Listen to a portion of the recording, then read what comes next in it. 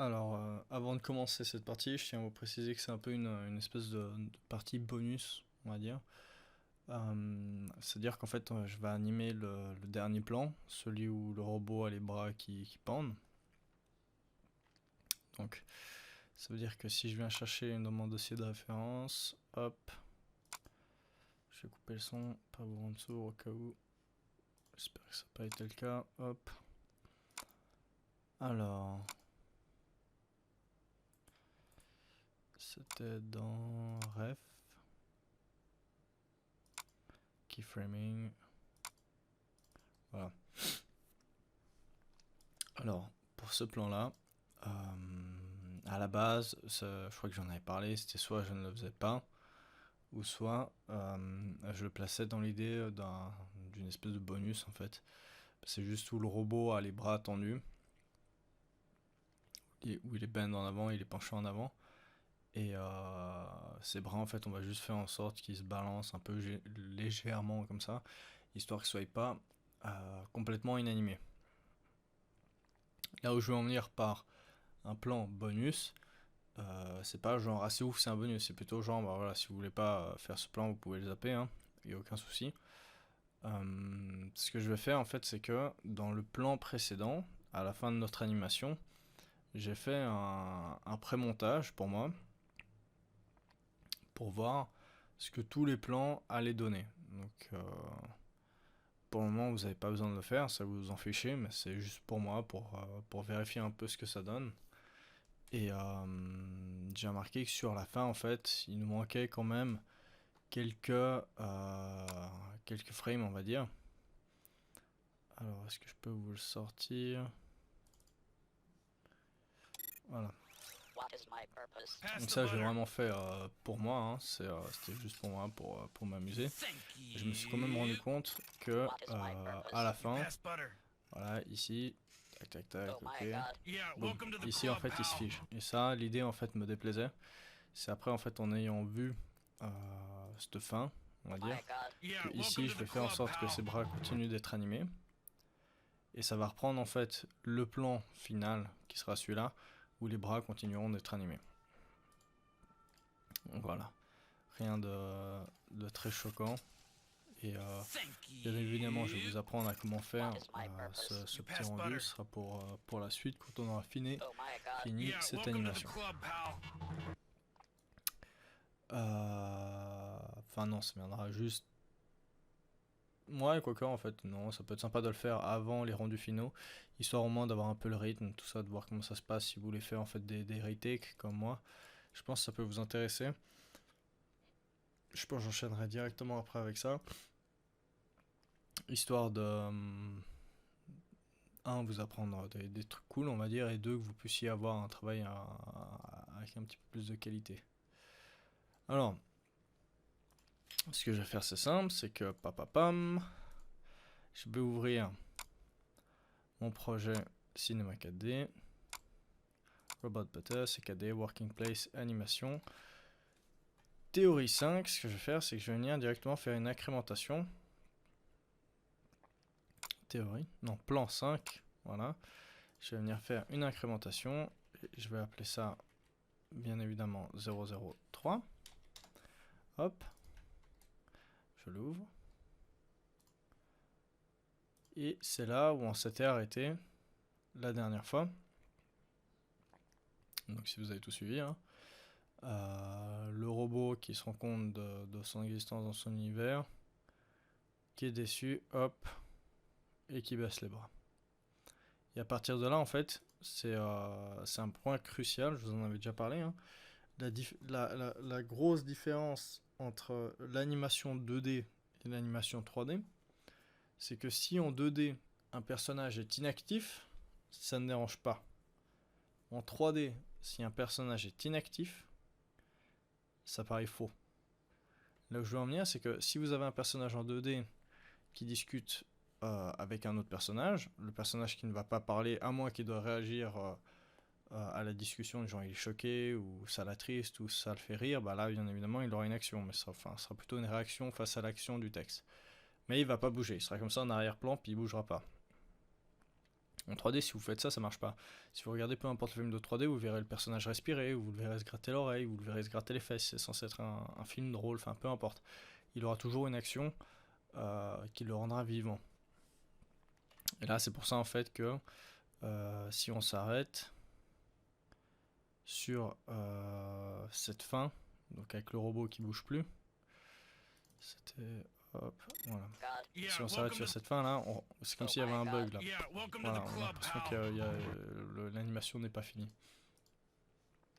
Donc, on va passer en mode animation et on va venir en fait finir ces mouvements de main. Alors, ce que je vais faire, c'est que je vais laisser mouliner une fois toutes les frames, histoire qu'elles soient, on va dire, en cache et que j'ai plus de fluidité. Pour après, je mets juste pause histoire de faire tout ça. Ok, donc voilà, maintenant c'est fait. C'est bien, on va dire, smooth d'un point de vue animation.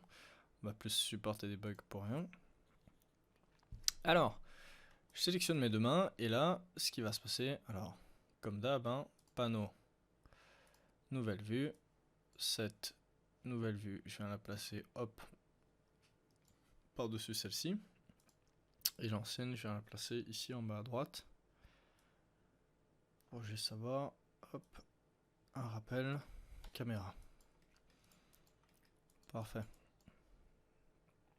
Normalement, si vous vous souvenez, on avait nettoyé toutes les clés d'animation, ce qui fait qu'on n'a aucune clé d'inutile. Ce qui veut dire que si on sélectionne nos mains, ici on est correct. Alors, là, si on regarde les clés de nos mains, sur la fin, hop, elles revenaient sur le bas, comme ça, hop, et la tête partait vers l'avant. Ce que je vais faire, à la place de l'emmener directement sur le sol ici, je vais plutôt le faire partir vers l'avant, comme ça. Je vais quand même me donner une petite référence pour le sol. Hop, comme ça je sais que je ne dois pas dépasser cette zone-là. Je sélectionne ma main. S'il veut bien la sélectionner. Parfait. Et à ce moment-là, donc, le robot, hop, fait tomber ses mains vers l'avant. Ici, ce que je vais faire, c'est que je vais la tirer un peu plus vers l'avant. Donc ici, comme ceci. Je valide ma clé. Je vais me donner quelques images pour travailler supplémentaires, histoire d'avoir de l'espace sur ma timeline. Hop, celles-là, je les tire un poil en avant quand même. Et ce que je vais faire, c'est que je vais déjà les copier et les coller ici. Et en les ayant copié-collé, je vais les ramener un peu plus en arrière. Hop, très bien. Ce qui veut dire que pour le moment, ça ne paye pas une mine, hein, j'ai juste les mains qui avancent, voilà, comme ça. Mais c'est presque suffisant en fait pour avoir, hop, mon action secondaire.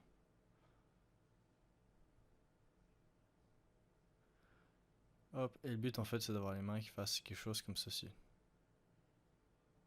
Voilà, vous l'aurez compris.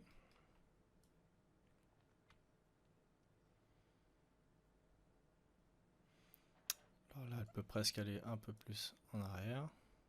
Pas trop hein, quand même. Hop. Ici, on avance un petit peu. Donc, quand je vous disais bonus, hein, c'est que les principes de base, normalement, vous les avez acquis. Hein. Vous n'êtes pas pour le moment des pros de l'animation, ni moi non plus. Hein. Je ne suis pas un Disney Boy ou un Pixarman. Mais on peut animer convenablement ce robot. Et on a fait en sorte de lui donner suffisamment d'outils expresso et un rigging suffisamment intelligent justement pour pas se prendre la tête. Typiquement, vous vous souvenez, la chaîne là où on s'était arraché les doigts pour pouvoir y arriver. Très bien.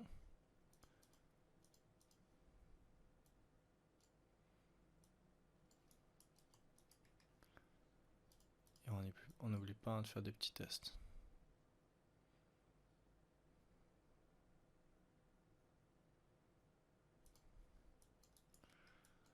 Alors pour le moment, je me prends pas forcément chou avec le temps.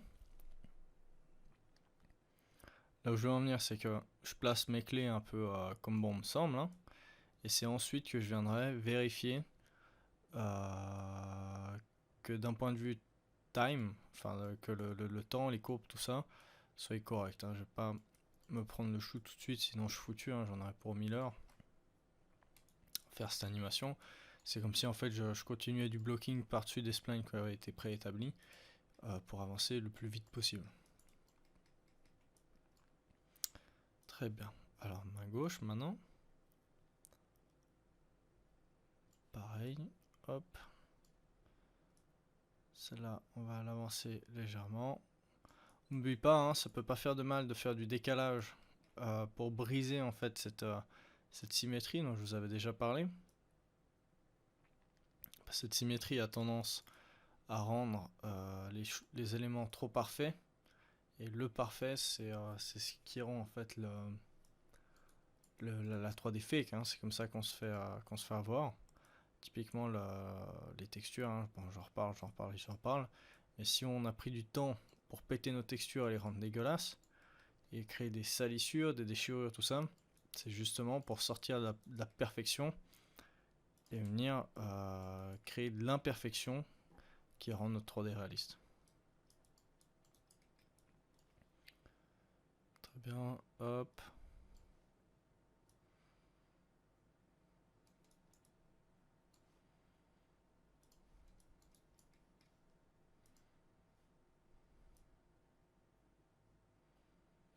Alors ce que je vais faire, c'est que je vais quand même placer maintenant mes clés plus ou moins aux mêmes endroits, temporels.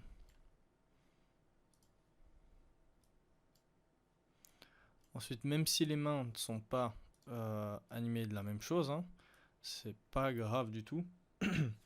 Ça me dérange même pas si on va dire les mains n'ont même pas le même nombre de balancements, du moment que esthétiquement ça fonctionne.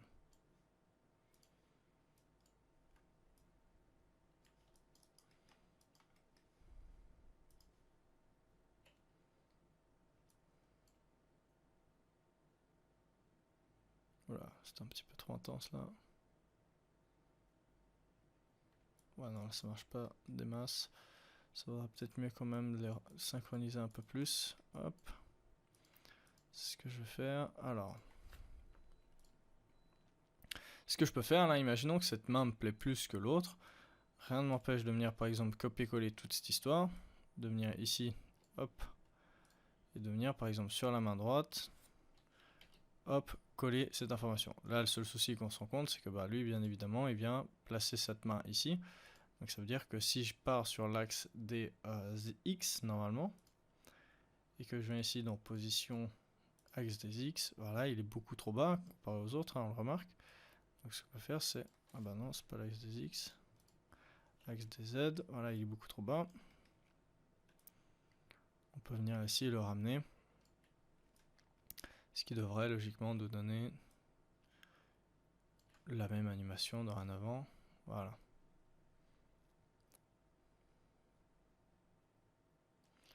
Et on dirait qu'il y a même déjà un décalage qui a été plus ou moins effectué, ce qui est pas plus mal, ce qui me plaît même, vu que j'allais forcer un décalage. Alors est-ce qu'il y a réellement un décalage? Peut-être, peut-être pas, je sais pas. Je vais quand même, hop, en placer un. Voilà.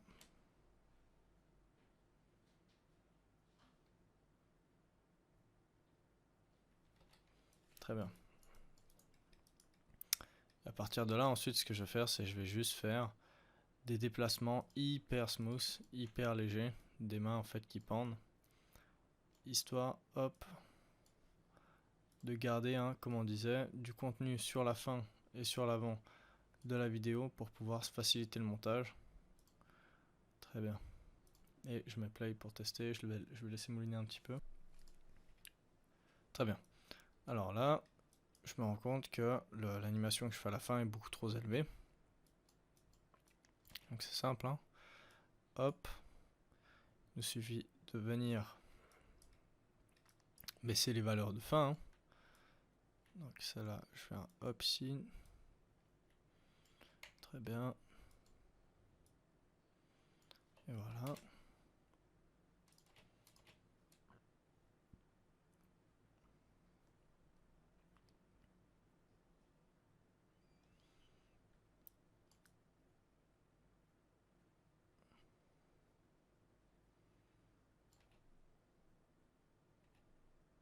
c'est à peu près ici que ça me dérange, voilà.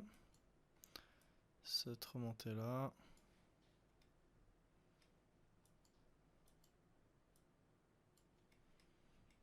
Et là.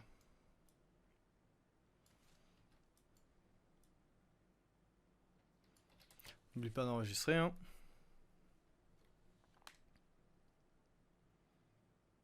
Très bien.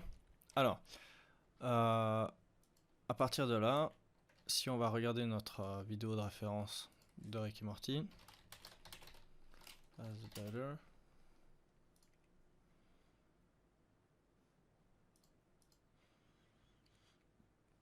Le plan de fin, voir comment il se passe, hop, you pass the butter, là il dit oh my god, hop, il tombe les bras. Voilà, donc ça dure pas grand chose. C'est à peu près voilà, 1 à 2 secondes. Donc ce que je vais faire, c'est que je vais enregistrer tout ça. Et dans mes plans déjà effectués, je vais venir récupérer un plan similaire à celui-là. Ça veut dire que si je viens par exemple ouvrir le l'animation que je vois précédemment, alors on a plan 1, plan 2, plan 3, plan 4, plan 5. Et là dans l'idée ce qui va m'intéresser c'est plan 4 qu'on va copier-coller en fait pour le transformer en plan numéro 6 où il a juste les bras ici pendus à la fin où il sera tout triste. Donc ici hop, ça je peux enregistrer. Je le laisse ouvert en attendant bien évidemment. Et je viens hop déjà chercher plan 4 que je viens copier-coller. Très bien, hop. Plan 4 vient bien évidemment devenir plan 6. On ouvre plan 6. Ici, on va supprimer 0, 0, 1. Le plan 4, on va l'appeler plan 6.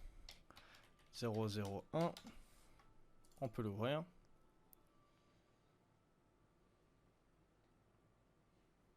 Hop, parfait. Je vais juste ouvrir plan 5, on peut hop, réafficher le beurre. Hein. Rien de mal à faire ça. Et là maintenant, ce qui se passe, c'est que si je sors de ma caméra, histoire de ne pas foutre le bordel, si je regarde l'animation, bah bien évidemment, c'est absolument pas la même, ni au niveau des bras, ni au niveau de quoi que ce soit. Donc ce que je vais faire, c'est que Robot Butter ici, j'ai des coordonnées qui m'intéressent. Donc ces coordonnées, je vais les laisser telles quelles, et je vais venir en fait copier-coller mon Robot Butter du plan 5.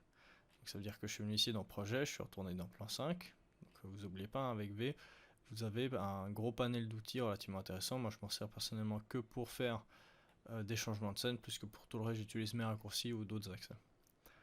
Alors hop, plan 5, je récupère Robot Butter, je le copie, V, hop, plan 6, et je le colle. Il devient Robot Butter.1. On regarde où il se situe. Ah, bah, j'ai copié le beurre et j'ai pas copié le robot. C'est malin de ma part ça, hop. Je reviens en arrière dans plan 5, je récupère mon robot, je passe hop dans plan 6 et CTRL V. Alors là, on se rend compte que notre robot est trop petit. C'est pas grave, si je me réfère à l'autre, il est sur 2.5. Ce qui fait que hop, je viens ici et je fais 2.5, 2.5, 2.5, hop. Et on devrait avoir normalement un robot de la même taille. Et si c'est pas le cas, on le fera manuellement en faisant du scaling. Et ça a l'air de ne pas être le cas. C'est pas grave. T, hop. On va mettre ça à peu près à la même taille. Si vous avez un doute, normalement en arrière-plan, il y a moyen de venir afficher une grille. Voilà. Donc dans filtre gris. Et vous regardez en fait que les grilles s'arrêtent plus ou moins au même endroit. Voilà, c'est pas hyper accurate, hein, vu que les deux robots sont pas hyper droits. Mais si on vient, hop, faire un peu les mecs acharnés, hop, qu'on le met droit, on se rend compte qu'on peut quand même venir l'agrandir un poil. Hop. Parfait. Ou alors, ce qu'on peut faire, c'est venir utiliser comme référence les roues ici, qui sont une plutôt bonne référence, hein. C'est ce qu'on avait fait pour les beurs précédemment.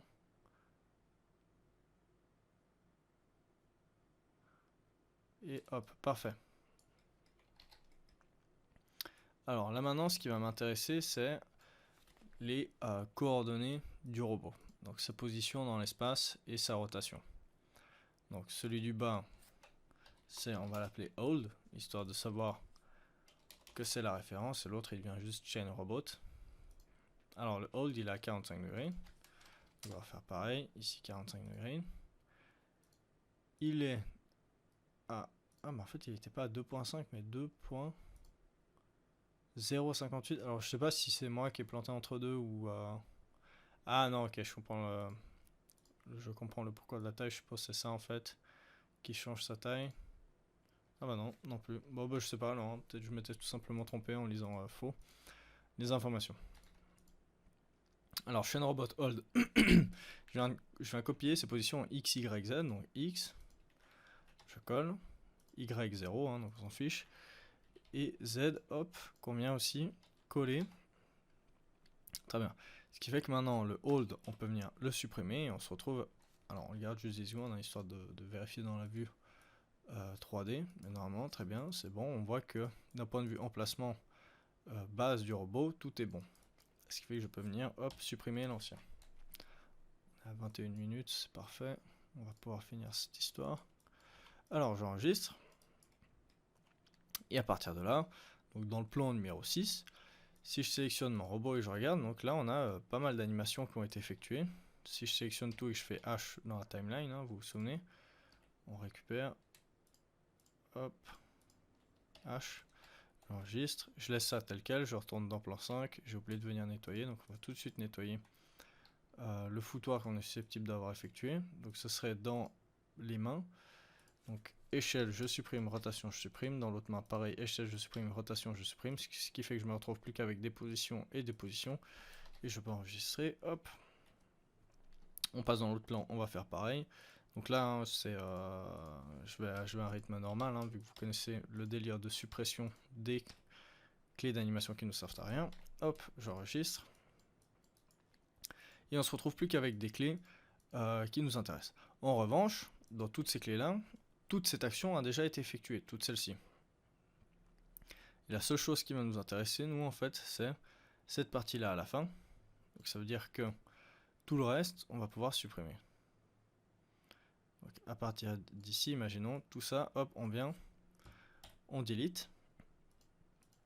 On passe en mode, à chaque fois j'oublie le nom, feuille d'exposition. Et on vient, hop, récupérer toutes les clés ici, hop, et on les déplace. Ce qui va se passer, c'est qu'on va quand même se laisser un peu de temps. Donc ça veut dire que, hop, on va venir tirer tout ça là, histoire en fait de créer plus d'images clés pour avoir en fait un plan avec un peu plus de contenu comme ça sur la fin.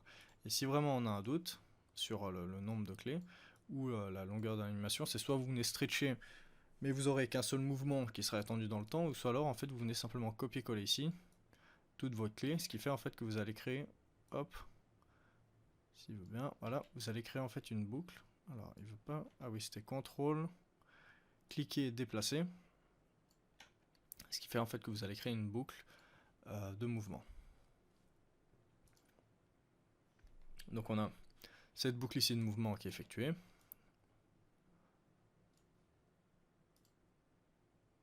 En revanche, j'ai cru que j'avais fermé le cast du tuto, c'est pour ça que j'ai eu un petit doute. Alors en revanche, ici on voit qu'on repart vers l'avant, ce qui ne nous intéresse pas tant que ça. Donc celle-ci, hop, on supprime. Et on va laisser les mains ici se balader pépère pour finir en fait cette animation tout doucement. Voilà, comme ça.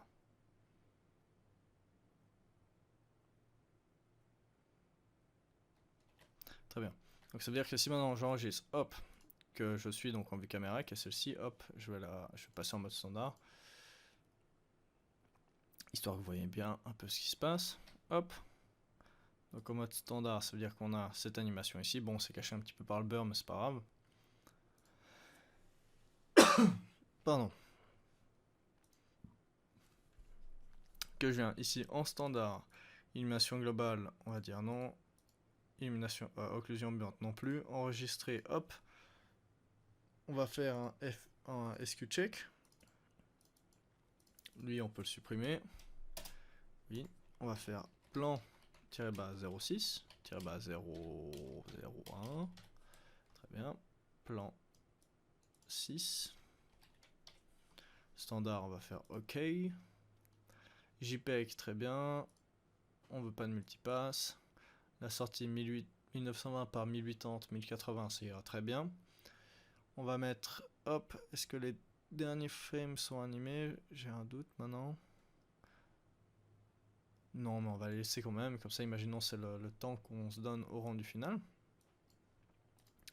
Et on n'oublie pas d'enregistrer une dernière fois, je lance le rendu, ça devra aller relativement vite vu que c'est du standard, avec rien de très très fou dedans. Hop. Et à partir de là, je vais laisser l'ordi mouliner, et on va faire un SQ check. Et quand ce sera effectué, ce qu'on va faire pour la prochaine vidéo, c'est que avant d'attaquer tout ce qui est rendu shader, lighting, enfin dans l'ordre lighting, shader, donc ça veut dire qu'on va bien placer nos lumières pour ensuite bien faire nos dernières textures.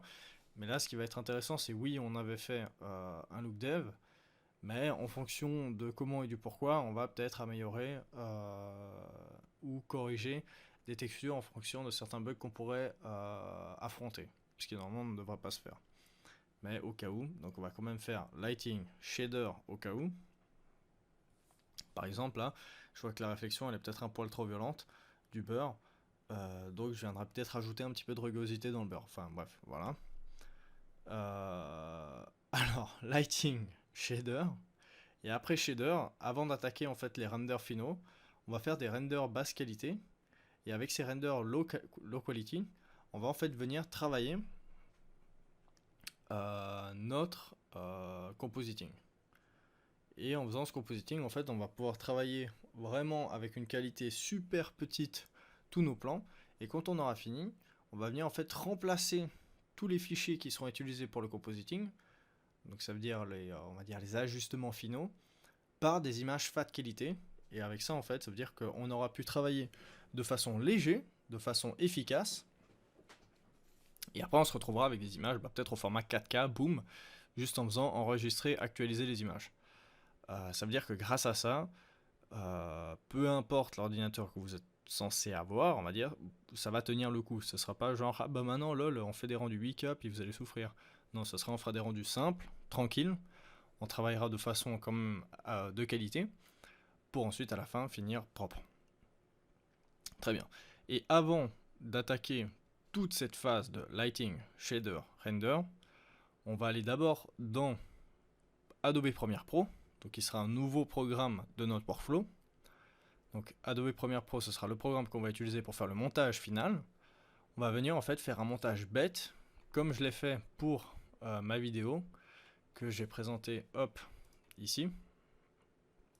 Hop, on va venir faire un montage bête, simple et efficace, juste pour voir que tout fonctionne. Donc moi j'ai pris un petit peu d'avance pour vérifier que tout fonctionnait, pour faire ici les dernières modifications. Mais bien évidemment je vais le faire avec vous, je suis pas là pour avoir des secrets. Donc voilà. Maintenant que vous avez subi tout ce discours sur 38 images, je vais mettre pause et on se retrouve à la fin du rendu. Très bien. Alors là maintenant que nos dernières images, on va dire dans l'idée, sont faites, ça veut dire qu'on a fini l'animation, si tout se passe bien évidemment. Alors j'enregistre, hop. On va ouvrir notre petit SQ check qui nous aura bien aidé, hein. On clear au cas où, hop. On passe sur plan.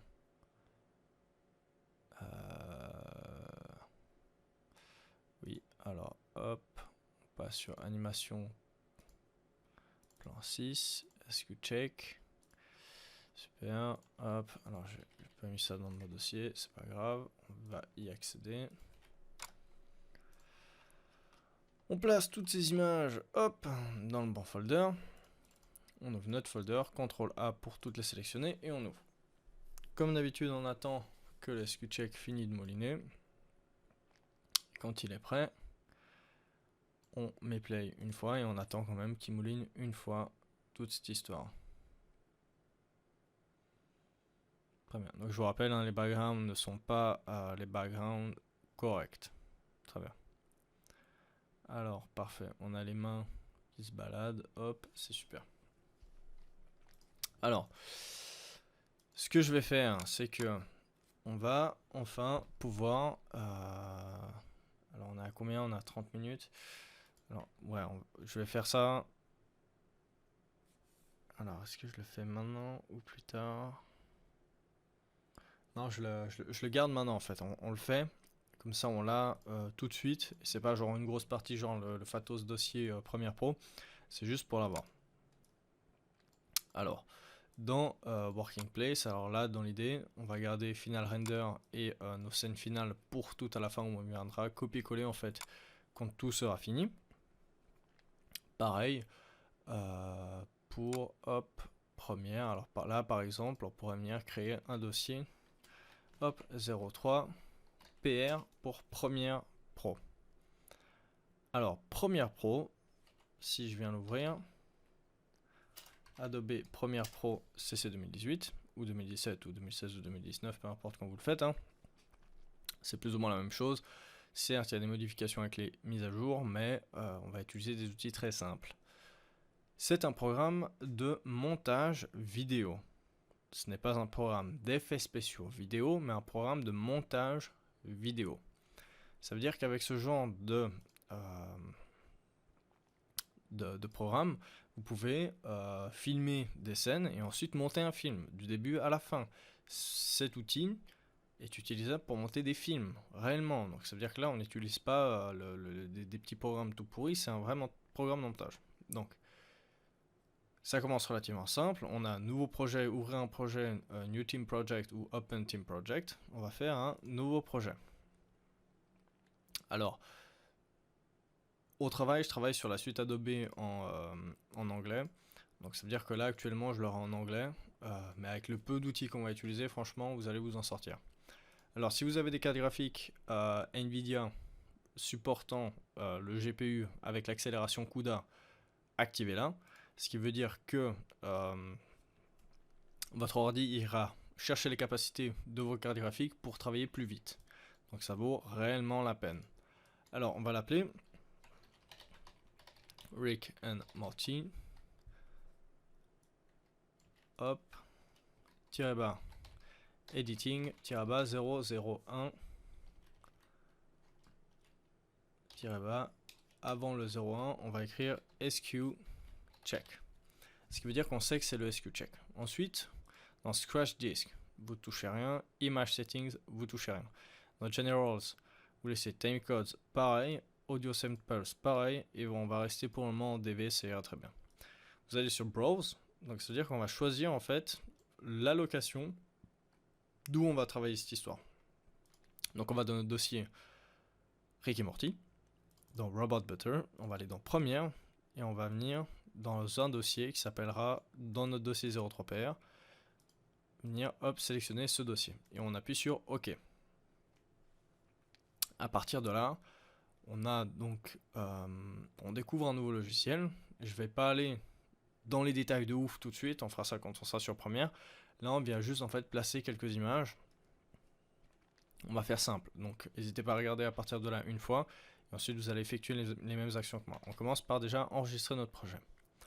On vérifie que notre projet est bien enregistré au bon endroit. C'est-à-dire que si on va dans PR, ici, hop, on a notre fichier PR Adobe Premiere Pro. Et ici, ce qu'on va faire, c'est que on va venir pouvoir importer des médias. Donc ça veut dire qu'on va créer un dossier qui s'appelle SQCheck. SQCheck, très bien. Et dans ce dossier SQCheck, on va venir bien évidemment placer tous les derniers renders qu'on a utilisés pour faire les SQCheck. Donc avec CTRL-N, si vous n'êtes pas au courant sur Windows, vous pouvez créer des nouvelles fenêtres. Hop, là je vais passer un petit peu en mode, je vais vous tenir par la main et expliquer toutes mes actions histoire que vous ne soyez pas perdus. Je retourne dans Rick et Morty, hop, dans Robot Butters, on va dans Cinema 4D, dans Working Place, dans Animation, et on va dans Plan 1, dans Frame Check. Et on voit que là, on a tout notre frame check du plan 1. Ça veut dire que je peux venir faire copier-coller, hop, et je le colle ici dans mon SQCheck. Et je vais l'appeler plan 1. Ça vaut réellement la peine d'avoir toujours des noms de dossiers propres, hein, depuis le temps, vous l'avez compris. On va aller dans plan 2, SQCheck, hop, je le colle, et je le renomme pareil, plan 2. Donc là, vous avez compris, on va faire ça pour les 6 plans, hein, donc j'ai plus tellement besoin de vous tenir par la main, hop, pour le moment, parce que ça, vous savez le faire. Très bien, on fera quand même un tour quand on aura fini complètement Cinema 4D sur Premiere Pro, histoire que je puisse vous mettre un petit peu plus à l'aise sur ce programme, hein. Le but c'est quand même de vous former. Donc normalement, quand on aura fini notre formation, vous pourrez aisément, on va dire, pouvoir faire du montage ou faire, si le cœur vous en dit, en tout cas monter des courts-métrages. Facile, hein. Bon après, bien évidemment, on n'a pas la science infuse, donc de votre côté comme du mien, si je fais un court-métrage, il faut que j'aille sur des forums ou checker des tutos, hein. Hop, plan 6. Très bien. Ce qui fait que là maintenant, on a tous nos plans de 1 à 6 avec à chaque fois toutes nos images séquences. Alors, là vous pouvez vous dire, ouais mais c'est pas des vidéos, c'est un programme de vidéo, comment ça se passe? C'est simple, c'est tranquille. Ici on a Import Media to Start. C'est simple, hein, ça commence direct. Drop Media here to create a sequence. Donc ça veut dire qu'ici vous aurez importé des médias pour commencer, je suppose en français, et cliquez déposer ici un média pour créer une séquence. Alors ici pour importer c'est simple, on va faire un double clic. À partir de ce double clic, on va venir chercher dans notre dossier hop, SQCheck animation ici. Alors non, dans Working Place, hop, dans Robot, dans Première, dans SQCheck, on va venir récupérer tous ces plans là. Donc ça veut dire que depuis là, je copie-colle ce chemin d'accès Rick et Morty qui est dans Premiere Pro. Je viens ici, hop, je le colle, j'appuie sur Enter. Ce qui fait que je me retrouve avec tous ces plans là. Et je peux faire, hop, ouvrir. Très bien. À partir de là, donc c'est pas une vidéo, je peux venir sélectionner tous ces fichiers. Mais ce que je vais faire, c'est que si vous regardez ici, vous avez ce petit image séquence caché qui est flouté. Et il vient se déflouter si je sélectionne en fait une image. Ce qui fait que normalement, peu importe l'image que je viens sélectionner, si je sélectionne par exemple la 420 ou que je sélectionne la 355, il sera visible. Je clique sur image séquence. Et ce qui veut dire qu'une image séquence, c'est il va calculer tout ça en fait comme un format vidéo ou comme, imaginons, un grand GIF sur lequel il va lire les images les unes après les autres. Donc je fais ouvrir et il a importé au final un fichier de je sais pas combien de temps il fait, mais de X temps. Très bien. Et on va faire la même chose maintenant pour tous les autres. Donc on a fait plan 1, hop, plan 2, image séquence parfait, on ouvre. Plan 3, donc là c'est un petit peu répétitif, hein, mais ça nous sera utile bien évidemment pour la suite. Ensuite, plan 4. Alors, on est bientôt à 40 minutes de vidéo. Mais là, ce ne sera pas la master théorie, c'est juste histoire que vous puissiez au moins avoir un petit montage vidéo pour vous la péter, si vous voulez vous la péter. Hop, 1, 2, 3, 4, 5. Et le 6, hop, ouvrir. Très bien. À partir de là, on enregistre, bien évidemment. Et ce qu'on peut faire, c'est qu'on a 1, 2, 3, 4, 5, 6 dans l'ordre. Et on vient en fait cliquer déposer. Hop, donc sur cette grosse timeline qui s'appelle actuellement No Sequence, on dépose et hop, on a maintenant notre séquence, si on fait play, qui est présente ici au bon rythme dans notre programme de montage. Ce qui fait qu'on peut venir jeter la séquence numéro 2. Et là maintenant, si vous regardez, je peux venir ici les placer sur ces canaux supérieurs, mais je ne peux pas les placer sur les canaux inférieurs. Souvent, pour ces programmes de montage, ce qui se passe, c'est que...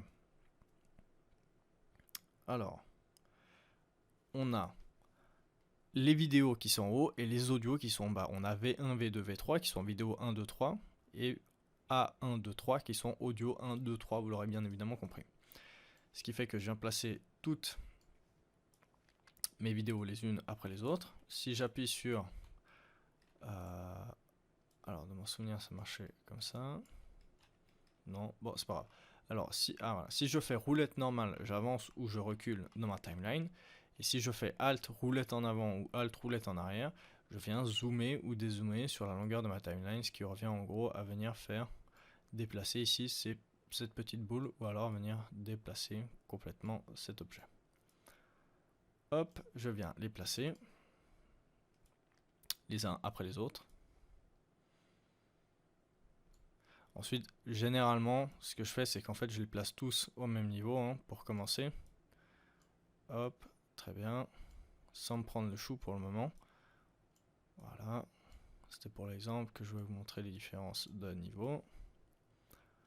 Très bien. S'il veut bien me prendre le dernier.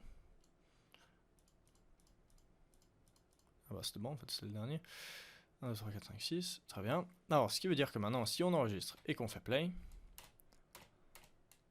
on a, hop, une bonne partie de notre montage qui est effectuée.